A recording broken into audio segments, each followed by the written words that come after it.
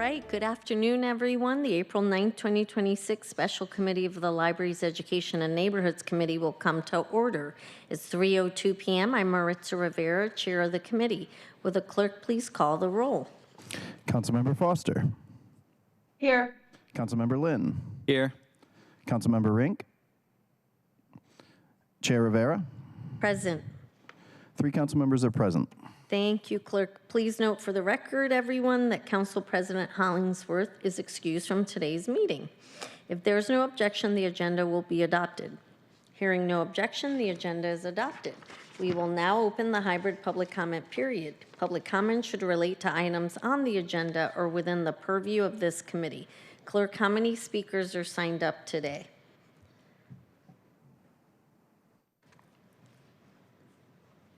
Chair, we have no speakers today. All right.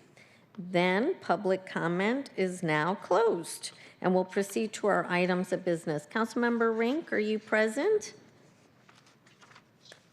Checking audio. Can you hear me? Yes, Chair Rivera? yes, we can. Thank you. Thank you. I'm present. Thank you. Thank you very much. So for the record, Councilmember Rink is also present at today's meeting. Will the clerk please read item 1 into the record? Agenda item 1, update on $4 million investment for refugee and community support. For briefing and discussion. Thank you, clerk. Good afternoon, colleagues. This is a special Libraries, Education, and Neighborhoods Committee meeting because, as you know, our recent regularly scheduled Land Committee meetings had been used for the renewal of the Seattle Public Library levy.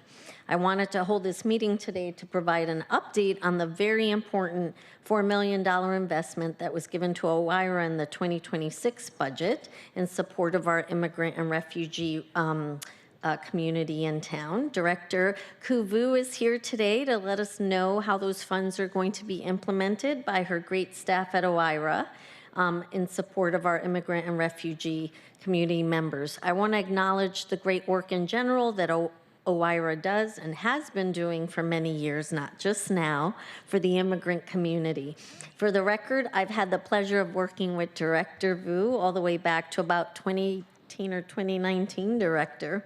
We're so lucky to have her back at the city, at the helm of OIRA once again. I know her commitment to our immigrant and refugee residents here in the city, and I really appreciate her work. And so lucky, as I said earlier, to get to work with her again. We've spoken, and while we have not seen the surge that we saw in Minneapolis, here in Seattle, we have seen an increase in ICE activity. And while we don't know what's going to happen in the future, we also don't want to instill fear in folks, because that's the point, right? The current administration clearly wants folks to live in fear. I never want to be fear-mongering or add stress to what is already a very stressful time for our immigrant and refugee folks here in town. It's our job as council members and elected officials and as the city of Seattle to really help keep our people calm, and we want to make sure we support our communities when we are, instead of operating in a chaos situation. And that is the point of our investments, is to really help support our communities and provide comfort and security. And so I'm really looking forward to hearing about the investment and how it's getting implemented. The original investment, which is an ongoing investment, by the way, was delineated by council action to do the following: address backfill for federal budget cuts, and also just rapid response, legal defense, which the department already provides, immigrant integration and citizenship support, which the department already provides as well, adult immigrant workforce development and ready to work, which the department's been doing for many years now, immigrant youth career pathway programs, immigrant safety access network, and ethnic media and translation and community advisors, and the staffing needing to support these functions, the temporary staffing needed to scale up the work, because this is normally would have been a $6 million department is now a 10 with this new money, so you're able to do more. And the reason why I'm pointing that out is because anytime a department gets this size of percentage increase, I want to acknowledge that the department then has to turn around and be able to scale up their operations to meet that extra funding, and that takes time. So I just want people to acknowledge that this isn't something that you could turn around overnight, because this is a lot more than you're usually managing for in terms of a budget. So that's important here to note. And it always takes a little bit of time. And then I really want to also, colleagues, apologies for not getting the slide deck sooner. We always strive to get materials as soon as possible. There was some last minute work on the presentation, but I didn't want to hold up the meeting today because I know that the department's doing great work. So I wanted to make sure that we could get you the briefing sooner rather than later, but that meant you didn't have the materials till a little earlier today. And for that, I do apologize, and I thank you for your grace. All right, so let's get into the presentation. Director Vu, you can introduce yourself for the record. I really appreciate you being here. And then colleagues, if you have questions, I'll look out for your hands. You can go ahead and ask questions as we go along, because there's a lot of information and a lot of great work, and there are a lot of pieces to this, and I want to make sure we don't have to wait till the end. Go ahead, Director Ku. Great. Thank you, Madam Chair, and thank you, Council Members Lynn and Foster and Rink for joining us today. My name is Kuvu. I'm the Acting Director of the City of Seattle Office of Immigrant and Refugee Affairs. I am here today to provide an update on our office's $4 million expanded investment portfolio.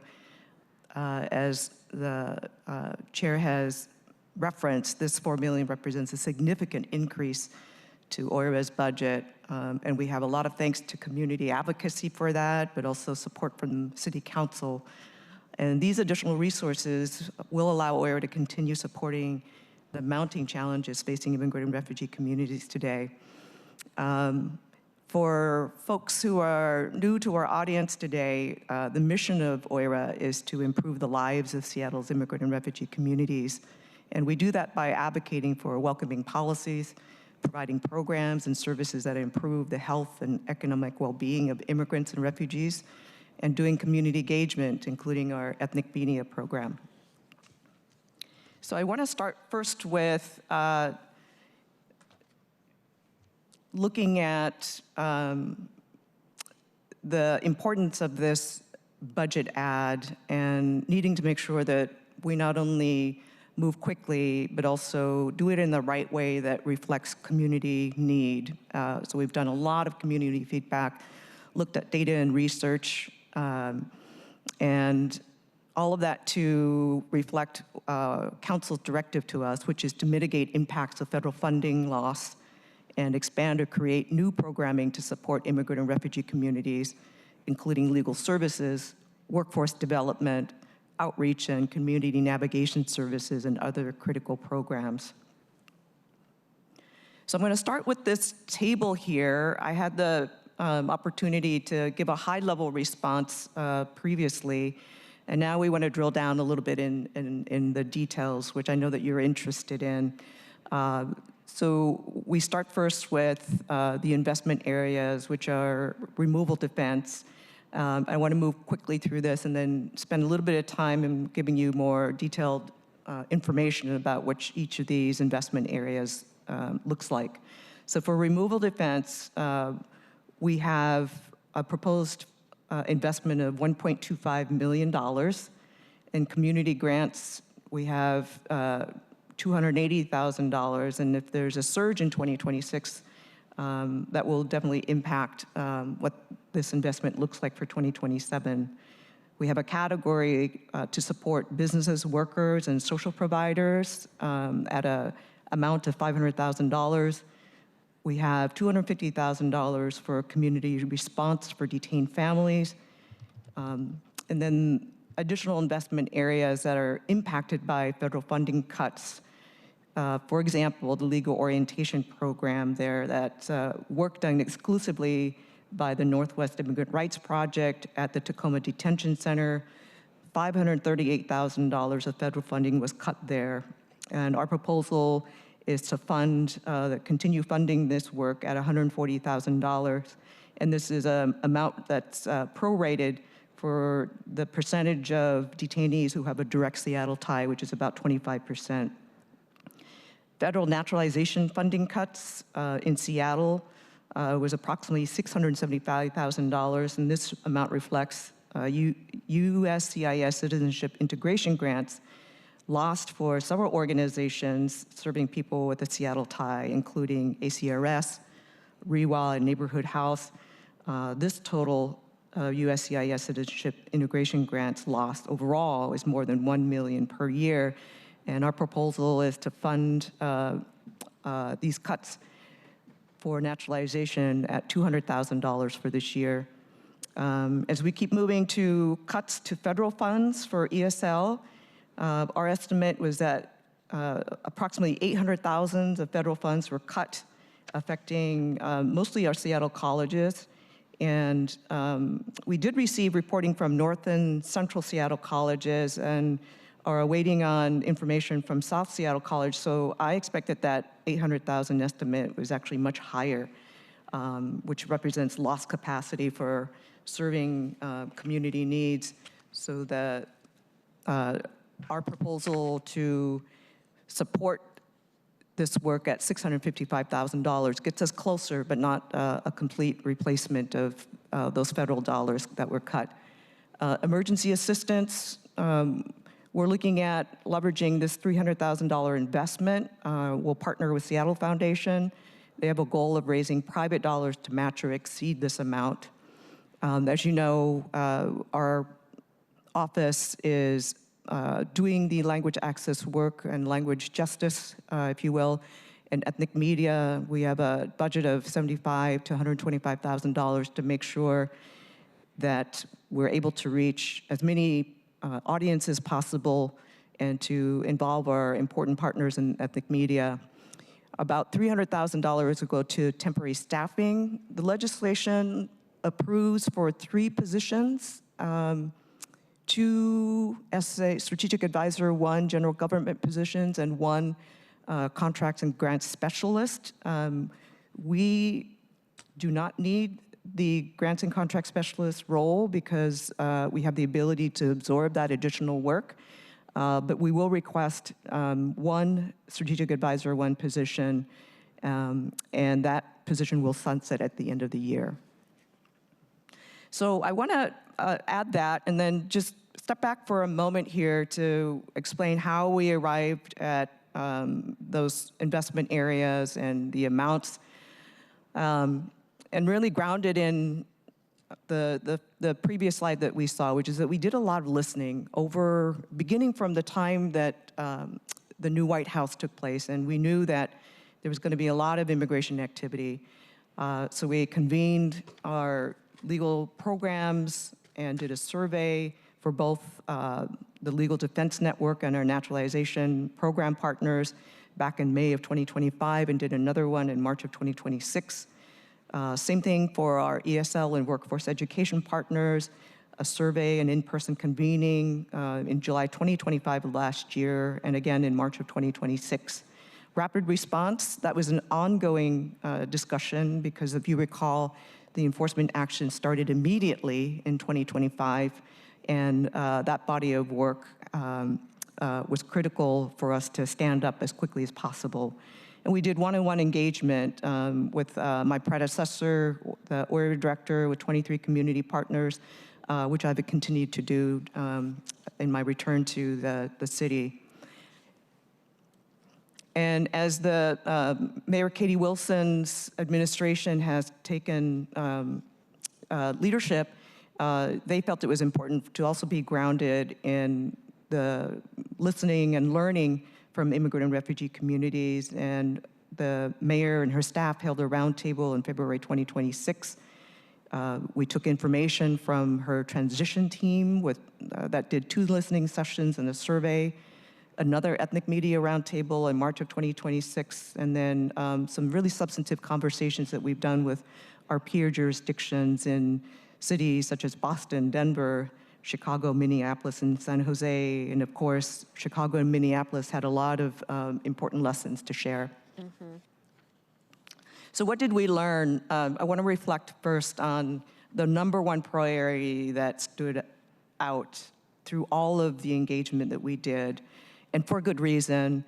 We saw federal policy changes that have led to significant delays in immigration processes and new barriers preventing immigrants in Seattle from accessing things that were not so hard to do before, such as getting work permits or applying for asylum or applying for a green card, becoming a U.S. citizen, and other benefits that come with immigrant and refugee status.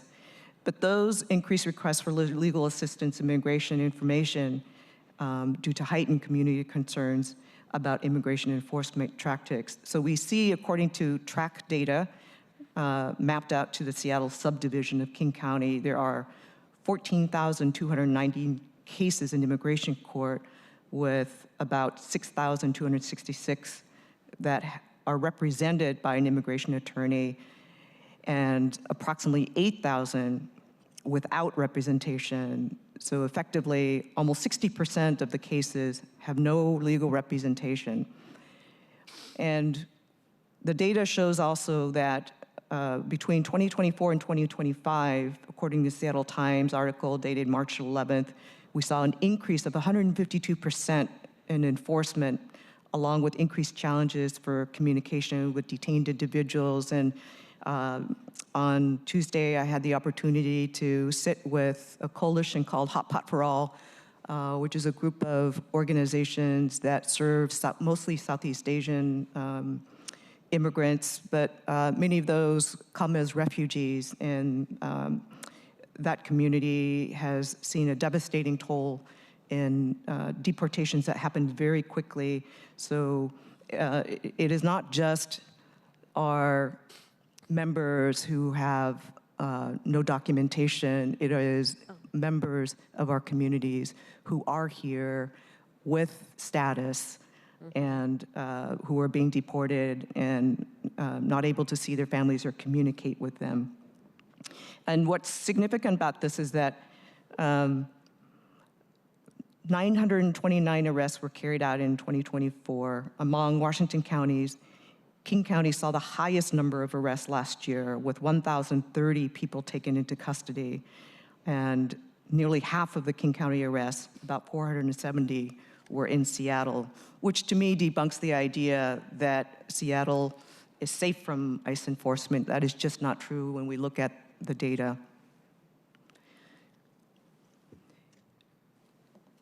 And While I will say, Director Vu, I'll take the minute now to say that this tracks with what we heard last year from immigrant organizations, defense organizations, where the federal funding was getting cut, and this was a significant source of concern for the council. So this legal piece is really important, and the point that our immigrant populations, the ones who are here documented, are experiencing issues too, not just the ones that are here undocumented. So everyone is in need of legal defense right now, and so that is an important point to make. And I don't think that anyone thinks that Seattle, there has been an uptick in Seattle. We haven't seen quite the same surge as Chicago and Minneapolis, thankfully. And again, we don't know what's to come in the future, but I don't think anyone doesn't know at this point that folks are getting picked up in Seattle. There's an increase we've seen. Yep, thank you. And that's important to note. Thank you. And while this is happening, and the legal defense rising as the number one priority, we heard a lot of other needs. And so I wanted to touch on these additional priorities. We heard that, and we've seen significant cuts in federal funding to immigration integration programs such as naturalization and ESL. We have heard and we have seen immigrants and refugees are deeply afraid of being targeted by federal immigration enforcement, and the impact of that is that it is affecting people's self-sufficiency. They're afraid to go to work sometimes. And when there is lack of income, that impacts their bottom line to be able to afford basic needs. And there's fear of sending kids to school too, Director, we've heard a lot. So, Yeah. yeah, I know that SPS is doing a lot of work there. Additional priorities include small community-based organizations that are telling us that they need resources to support residents and workers. And while we know these stories of enforcement at a national level or even regional level, it really drills down also to fear at a hyper-local level and people feeling need to support their neighbors. We also heard that there's a need for expanded legal consultations, safety planning, and response to protocols across business communities, workers, and immigrant serving providers such as food banks. So that's a general overview of what we've heard, and I want to begin now just giving you a little bit more detail about this expanded investment portfolio. And we're going to start first with the top two, which you see on here, legal removal defense and small community grants, because these were the ones that were the most urgent in terms of standing up and reflecting what we heard as priorities. So with the removal defense, this touches our legal defense network, our LDN, and needing to expand that, and we're going to do that through an RFP process. So this program provides legal representation to low-income immigrants who are in detention, facing removal, or in danger of loss because of their immigration status. So I want to provide a little bit about what the funding details are, and this is available through an RFP, and I'm happy to make it available to other council members if they would like. The total funds available are up to an additional $1.25 million. The contract period begins June 1, and through the December 31 of 2026, this RFP has already been released, and the submission deadline is 5 p.m. on April 24th. Eligible applicants must be a nonprofit organization with the 501c3 status. They must have offices located within Seattle, King County, and have at least one fully accredited DOJ rep or licensed attorney with at least 2 years of experience providing removal defense services. And they must be committed to offering removal defense services for at least the next 5 years. That's a very high bar, but one that is necessary because these cases are taking a long time and they need to be able to rely on representation for the entire duration of their case. And eligible applicants must also be able to commence full proposed services within 6 months of the contract execution. Director Vu, can you also, and I know part of this is ensuring that these organizations are servicing either residents or Seattle or folks that have a nexus to, there's got to be a nexus Yes. to Seattle. Yes, thank you for reminding me. These organizations are required to provide services for individuals who have a tie to Seattle, and that means live, work, or go to school here, possibly receive services here as well. And because this is a significant program, we want to be transparent about what the outcomes are. So there's full representation with this additional investment for a caseload of 500, which effectively doubles the current caseload of 250. And that includes unaccompanied children. Out of this 250 cases currently, there are an additional benefit to 100 derivatives, which is family members. We also, through this program, provide critical qualified immigration attorney services for cases through the very complex and often lengthy immigration process. And Director Vu, would you please share with us that I'd love to put in our newsletters the RFP so folks know it's open and they can Yes. apply. So I'm happy, I know we would all do so. I'll speak. I see Councilmember Lynn giving me the thumbs up. So we'd love to get the information out wide, disseminated widely. So if you share with us the RFP details, we'll put it in our communications to Will do. our I'll follow up with constituents. that. That'd be great. Thank you so much. And of course, part of this, Director, on the outcomes piece, the caseload, these are all goals, of course, and then with the ultimate outcome of helping folks in our community be successful in the, as they move through the process here. So would love to hear in terms of outcomes, how many folks we were able to help Yeah. in town, stay here. Yep. We do collect quarterly reports, so I'm happy to share those with any council members who are interested. That'd be great, because I think it goes to it would alleviate our concerns, well, some of our concerns, not fully, but it's really great to hear that we were able to be helpful, I guess is what I'm trying to say. So, Yes, thank you. absolutely. Yeah, we can do that. Another area that I want to highlight, which we also sent out an announcement of the RFP, and if you have not heard it, we will follow up and provide information on this. These are one-time contracts with community organizations or neighborhood groups to offer resources, education, and tools to empower communities in Seattle. So the acceptable activities to be funded include community aid for basic needs. This includes meal delivery service or items in food pantry, basic goods such as baby formula or diapers. We do direct people to existing City of Seattle programs to assist with utilities, rent assistance, and food.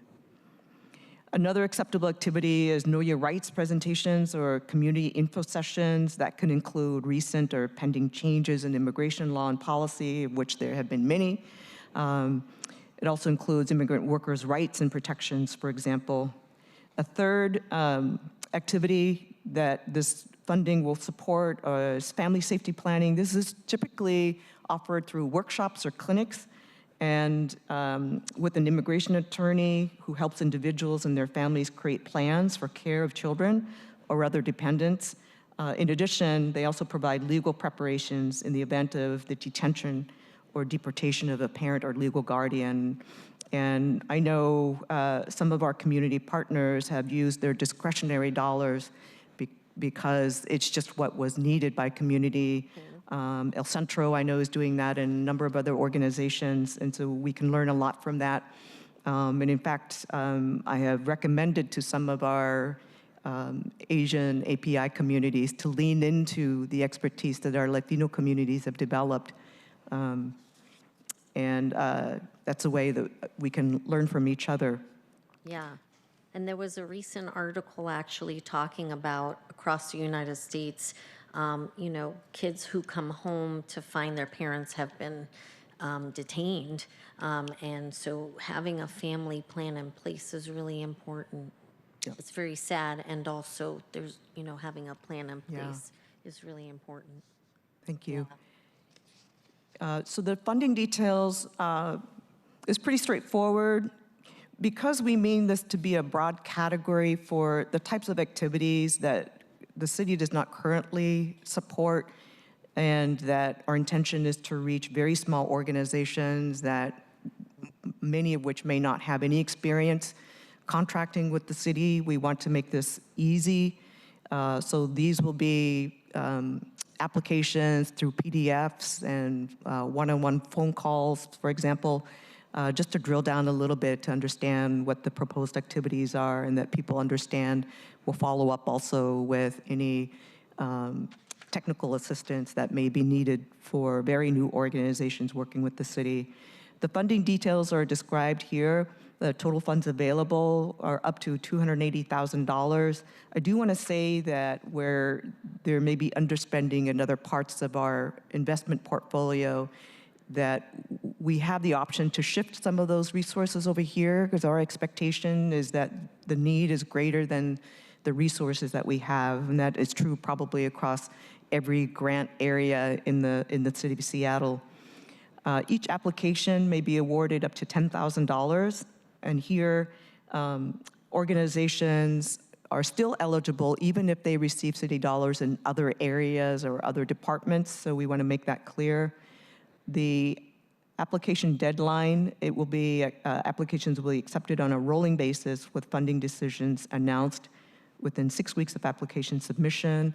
And that is because we know that communities needed this money yesterday.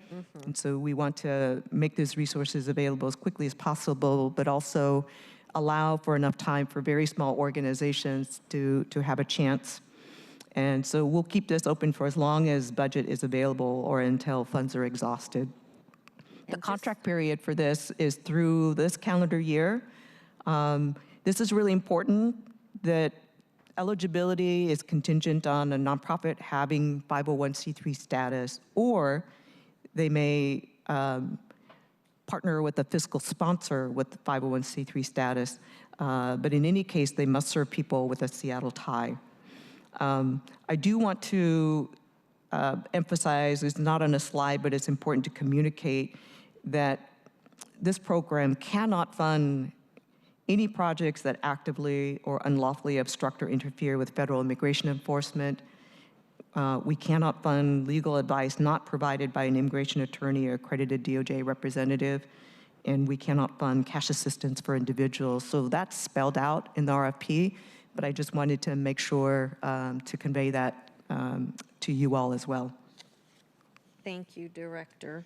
And then we just want to mention, because a lot of folks aren't familiar with the fiscal sponsor setup, some aren't, and particularly the people watching. But for these neighborhood groups, if they're not a 501c3 organization, they don't have things set up to receive funds. So typically, then you work through a fiscal sponsor that is a 501c3, and they know how to help with the applications to the city and all the paperwork and all on the back end things that you have to submit in order to then get the grants. And then all the reporting, the 501c3 fiscal sponsor then helps with the reporting. That's right. On the reporting That's end. right. So just so people know what that is and how the neighborhood groups that aren't 501c3s get to be competitive still if they work with a 501c3 fiscal sponsor. Yes, thank you. Thank you for that.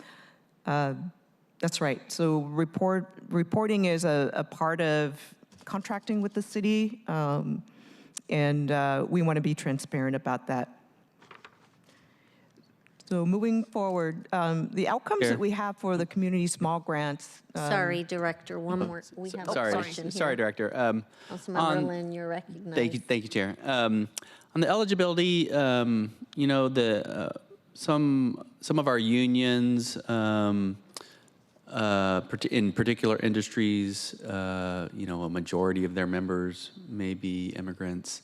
And we've seen how oftentimes it is our union partners that are kind of a first line of defense for many folks. You know, there's a news report recently about a UW grad student who was detained, and it was the union that rushed down to the airport to, you know, try to assist. And so I'm just wondering on these small grants, I don't think unions are 501c3s. I just wondering if they're not eligible, could you just talk about a little bit any sort of collaboration or opportunities with our union partners?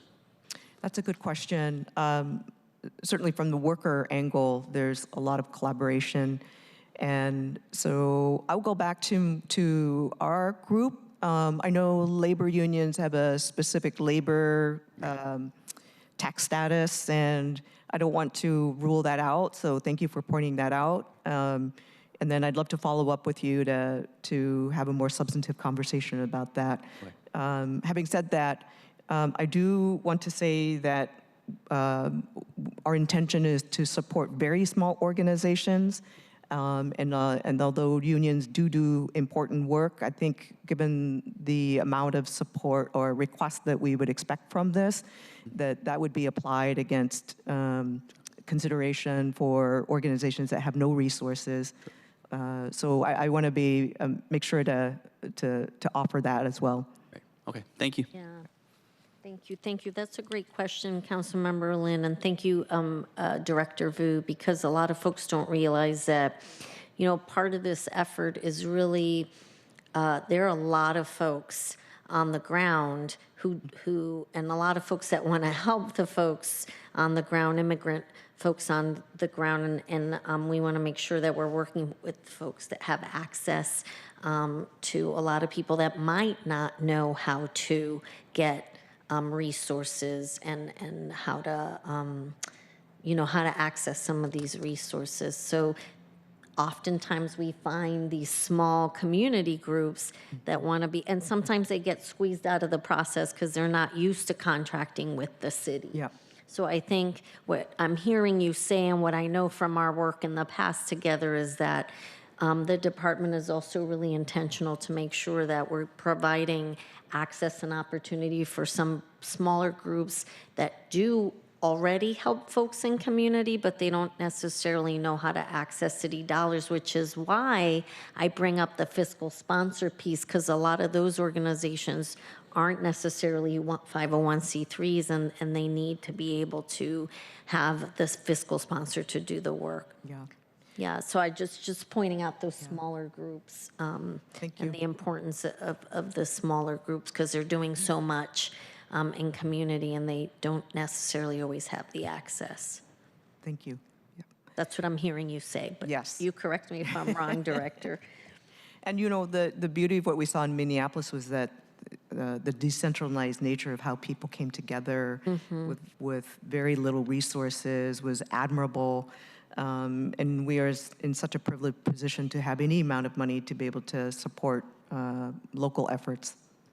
Yes, but the other thing is that there isn't a scarcity of, everyone wants to help, so our labor partners too can come together and refer folks to the department, who can refer folks to those smaller organizations too, and have, we're all working together, so I'm not suggesting we shouldn't work with our labor partners. Yes, we definitely should, because they have access to folks too, and we're all coming together in order to provide assistance to immigrant communities. And the other thing I would love, and I know this is, kind of a tall order, but just outside of this city, there are a lot of folks coming together to also provide assistance, including in our labor partners are doing so much. I'd love to hear about that. We don't always hear what's happening on the ground, and I know there's some other, and philanthropy and some other efforts, which is why I think you're going to work with Seattle Foundation in terms of raising some funds. Yeah.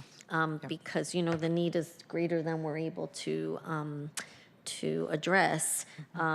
But the city doesn't always hear who else and what other work is being done out there. I'd love to be able to figure out a way for us to know that, including the great work that our labor partners do in this space, because they do a lot, but we don't always hear about it, Yeah.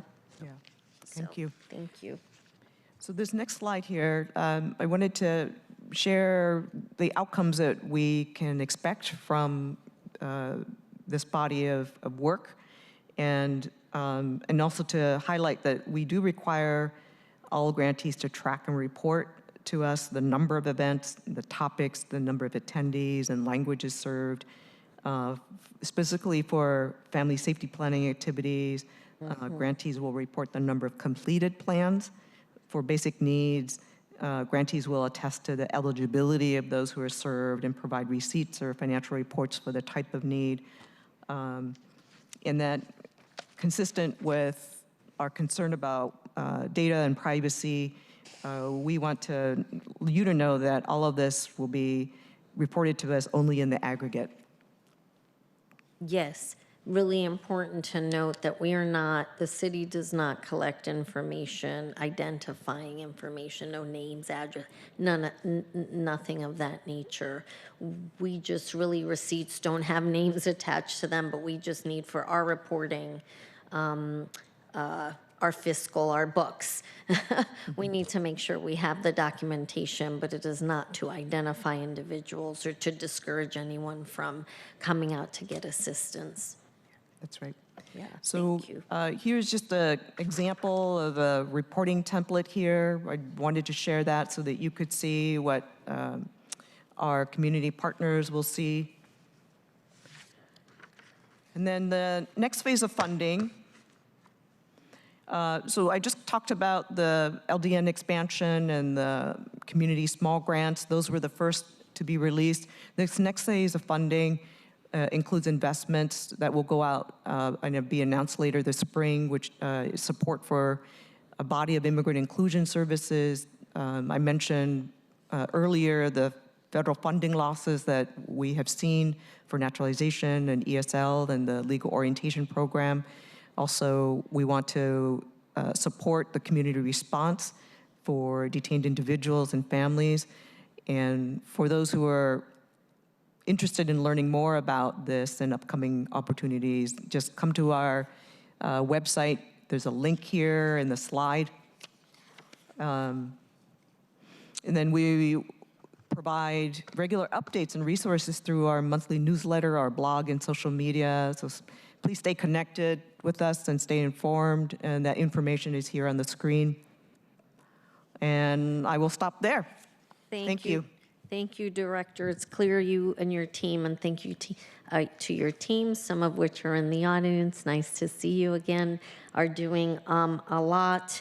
And I want to also acknowledge this is only part of the implementation of these funds. And since this is ongoing in your budget, you are working on then future years and looking at how well things are going and sort of did we cover the need that you know, the what community needs at the moment, because you want to be nimble also in subsequent years and address what we're seeing at that time. I mean, we just don't know what's going to happen in the future. That's right. too. It's the landscape is just constantly changing, and we need to be responsive and keep taking a look at this, keep listening and pivoting when we need to. Thank you. Thank you, Director. And I hear from, and I've spoken with some folks in our immigrant community in town, and they're so grateful for OIRA's and just the city's collective efforts. And that's always really, you know, I appreciate hearing that from community because I know we all want to do what we can to help. Colleagues, questions, comments? Councilmember Foster, I see you have your camera on. Do you have any questions? Thank you or so much, comments? Chair. I'll recognize you. Go ahead. Thank you, Chair, and thank you, Director. It's always a pleasure to get to hear from you. I wanted to ask, and maybe you can just send over some of the things that you shared at the beginning of committee via email later, because you had some really great points around the cuts to ESOL that you've seen and the cuts to legal defense services. And so we've been trying to sort of track those. And if you're able to send those numbers via follow-up, I think that would be helpful. I got as good of notes as I could, but I want to make sure I got that correct. And so that would be fantastic. And then I really wanted to say I appreciate and I wouldn't expect anything less from your leadership, but appreciate the level of attention to detail, particularly around the legal defense and knowing that that's seen significant cuts and hearing more about the prioritization and the way that you all have approached the funding amount based on Seattle was really helpful to hear. So thank you. No questions, Chair. Thank you so much, Councilmember Foster. Any other comments or questions? And like I said, colleagues, thank you to my councilmember colleagues for showing up at this meeting today. I know it's a special meeting, but I thought it was important at this juncture. The department's been working diligently, and I wanted to provide an opportunity to show both to us and to members of the public, because I hear from members of the public in general also who very much care about supporting our immigrant and refugee community members in town, and I wanted them to see things are happening and the city is offering assistance, and it's important. I didn't want to wait further, and I know there's more to come, and this is the first of subsequent. We'll bring you back to committee to give updates on the next pieces of this, and then updates to the pieces you just introduced. But thank you for talking about the RFPs, and if you share both RFP information, we will share that in our newsletter. Councilmember Rink, I see you have your hand up. Thank you, Chair. I just wanted to quickly add my voice to say thank you for scheduling this special meeting today to get this information out and in the public. I think that's tremendously important, and I wanted to take a moment to also again thank Director Vu for your work on this. I think Office of Immigrant and Refugee Affairs has found a really important balance here of moving with urgency, but also being very careful and thoughtful when it comes to putting together this proposed plan for the 4 million. Just a huge thank you also to my council colleagues, for those who are on this committee and those who aren't, for making this $4 million investment ongoing in the budget last year. And I wanted to take a moment to further thank the OIRA team, Oksana, Azmi, Balexa, because you all have partnered with us when we are engaging in conversation with a number of community groups. And those are not always easy conversations. There is a lot of fear, distrust, frustration in community. And I want to thank your team for showing up in those conversations alongside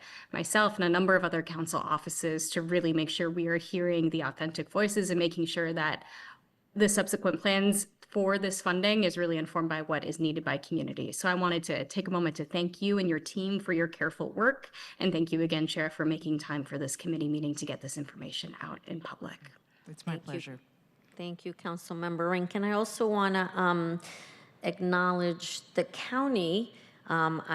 I know that the King County Executive had a meeting, and I was grateful to get an invitation. I think many of us actually to participate, where we heard from community members themselves, immigrant and refugee community members themselves, and it's really important to have those opportunities to hear from community directly.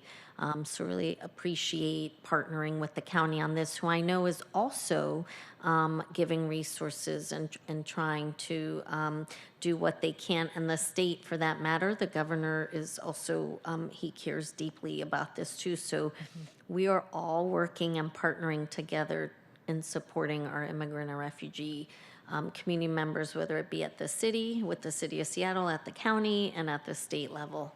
And I'm just very appreciative for all our partners who are coming together to help, and our own community members, residents who are not members of the immigrant and refugee community, who are helping as well individually, giving of their time and efforts, including all our food banks in town. So really appreciate that. And then Director Vu, you've got staff members, and so we mentioned some. I don't want to leave out others. And so, do you want to introduce who's here in the audience from your team who are doing awesome work? I didn't even see them come in. They're It would be my here. pleasure to introduce, starting on the end here, Anise. Shakis Wilson, Belkisa Tamaami, Azmi Haroon, and then Joaquin Wee, who's recently joined us to make sure that this all goes well. Thank you So for doing that. If we're doing any good work, they get credit for it. And I like to give people credit, and that's why I like to have people named by name, because everyone's doing great work and people don't recognize the people behind the efforts, and I want to make sure everyone gets acknowledged. So thank you for being here. And let's see, I don't think anyone has any other questions. Thank you, colleagues. I so appreciate you being here. Seeing no further questions, this concludes the April 9th special meeting of the Libraries, Education, and Neighborhoods Committee. Our next Line Committee meeting is scheduled for Wednesday, April 22nd, 9:30 a.m. If there's no further business, this meeting will adjourn.